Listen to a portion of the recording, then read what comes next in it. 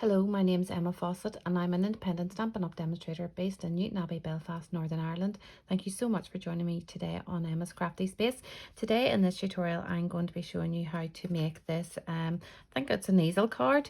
I am using the Fireside Trimmings Bundle, and whenever it is placed on your mantelpiece, then you can put one of these little electric tea lights in behind it just to give the illusion that the fire is lit and flickering in the background. I've also done a little extra piece to it, and it just means then that whenever the card is standing it won't flatten out, and it means then that the little tea light is safely housed within that. So that's just a little extra that I've made to this card, because these cards have been about for quite a long time, so this is just a little addition that I made to mine because I didn't want it flattening out. So we'll make a wee start on it now. I will show you how to cut and score this piece here, because it is quite tricky, but once you get your head around it, it becomes quite clear and why you're doing certain steps. So as I say, we are going to be working with this suite. You can see how many dies are in this. There are 25 pieces, so it is worth a while just keeping a mental note of how many there should be, and any time you finish using it, just taking a wee count of them. They marry up with all the images actually in this.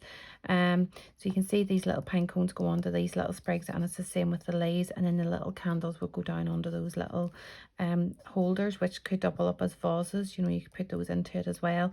The little wreath as well is beautiful, but my favorite is actually the little deer and the trees. So as you can see, they're on my project.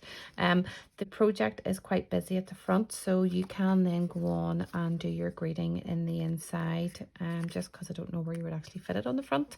Yeah, we'll just make a wee go at it here. Okay, just bear with me. So you are going to need a piece of thick Whisper White, and it is basically the width of your A4 cardstock, which is 21 centimeters or 8¼ inches by 5½ inches. So on the 5½ inch side, you are going to line it up to your 1 inch mark here. Okay. And then you are going to bring your blade down to the 1 inch mark here on the ruler of that. Okay, so just kind of don't have it sitting pressed down, just lift that slightly till you get that measured up. Okay, and just press it down, and then you're going to cut down to 5 1/4. So just, you'll see there's a wee notch on the edge of your blade, just marry that up with that line there at 5 1/4. Okay, then you are going to swap it sides, and you're going to go to the 1 inch here again, and you're going to bring it up to 1 inch mark again, close it down over it, and again down to 5 1/4. Now this next step, if you are very confident on your trimmer, you can do it on your trimmer, because now we're going to do all our scores. But if you're just not 100% sure, we will do it on the scoreboard. Okay, so these measurements are all in inches as well. Okay, so you are going to go to your 1 inch line, and you're going to score to that score line. You need to do the same down here, so score there. Okay, so that's 1 inch. Then we're going to go to 2 1/8, and again we're going to go to that score line. You can flip and go like this, because at the end of the day they're just going to be score lines. Okay, so that might actually be an easier way to do it. Bring this back up. Our next score is going to be in this inside panel, and it's going to be 4 1/8. So just try and get your line. Okay, so that's our halfway mark of our card. And then our last score is 5 1/4, and it's going to go there. And then we'll flip and go there, like that. Okay, so I'm just going to talk you through that again. So we've got 1 inch, and then 1 inch. We have got 2 1/8, 2 1/8, 4 1/8, just in the inside, 5 1/4, and 5 1/4. Okay, so don't worry that they are scored in different directions here, because when they're creased up, you're not going to see that. So just move that out of the way. Okay, so now you have to be quite careful about what way you're going to do this. So if you can imagine, that is getting pushed away from you, that is coming towards you, so you can kind of see it taking shape now. Then these two are going in there like that, and that is it.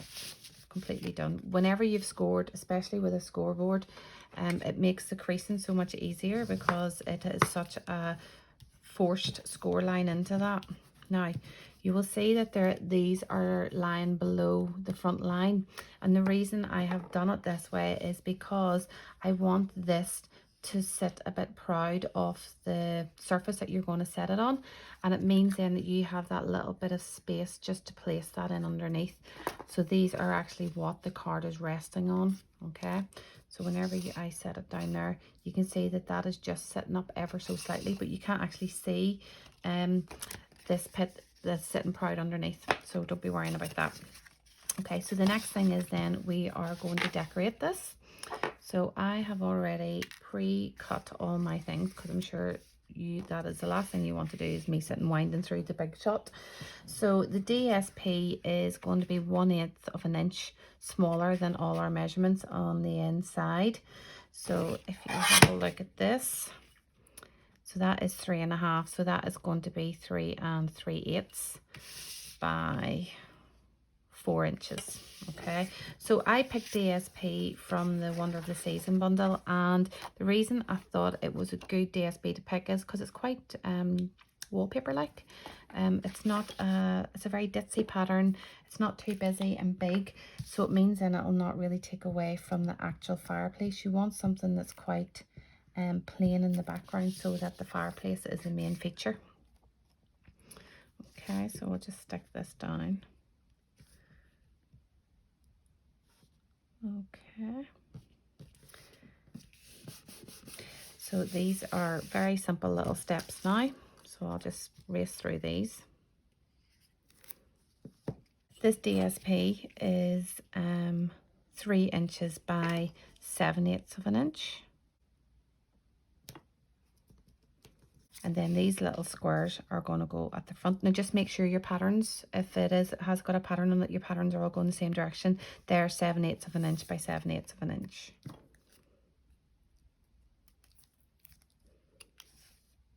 Okay, you're not going to see these bits, that's why I'm not putting DSP on them. But if you feel you want to just make it all completely uniform, you can go on ahead and do that.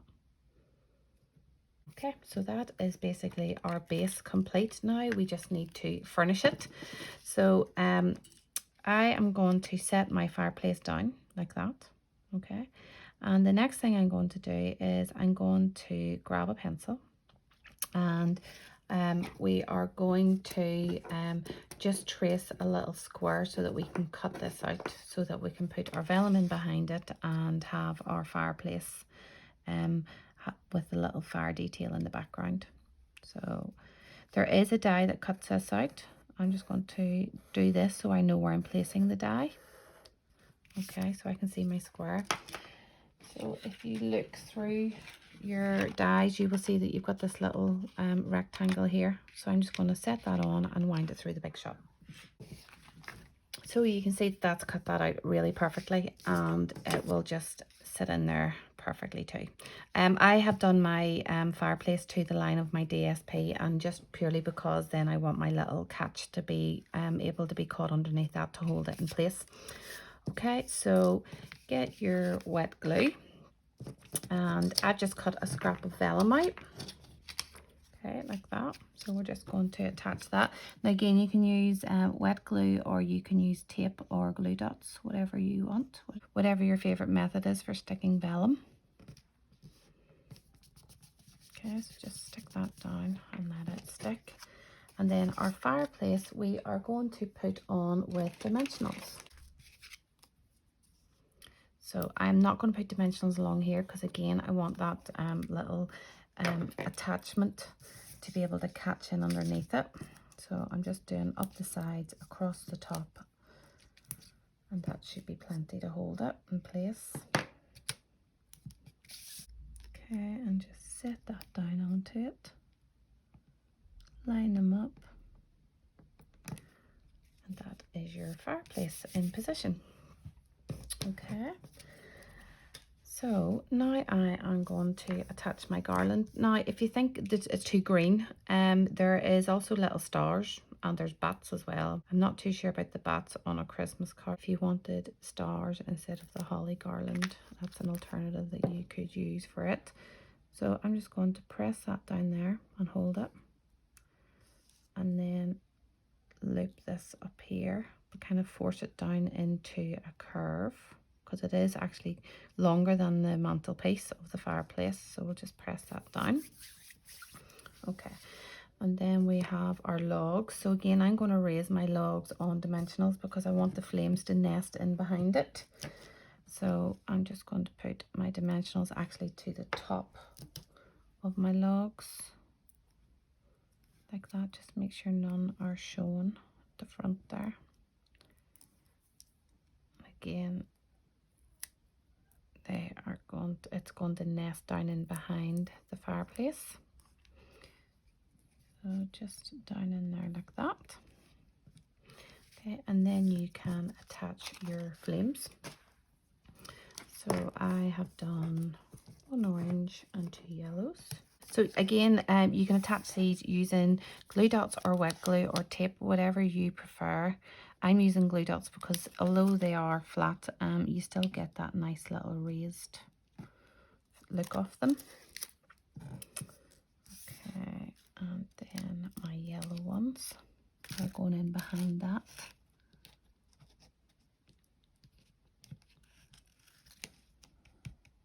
Okay, you can arrange these whatever way you want. I just think the yellow brings a nice colour, nice warmth to it. Okay, so that is my fire. So just a wee bit of fiddling around with it, and then I have cut out this image here, and it's I'm using it as a frame, so I've cut it in soft suede, and then I also it cuts two at the same time. It cuts that outer frame, but then you're left with this. So I've cut that out in silver foil, and it's to give the illusion that there's a mirror. Okay, so we will attach our frame just to make our scene look a bit more authentic. Okay, so just try and find the middle, make sure it's straight. Okay, and then I'm sticking the mirror down flat as well because I have cut out the little trees and I want them to be the feature on the mantelpiece. Okay, so these are my little trees, and I'm going to colour them in. And I'm going to use my Stampin' Up markers in Garden Green. And I've got Cherry Cobbler as well.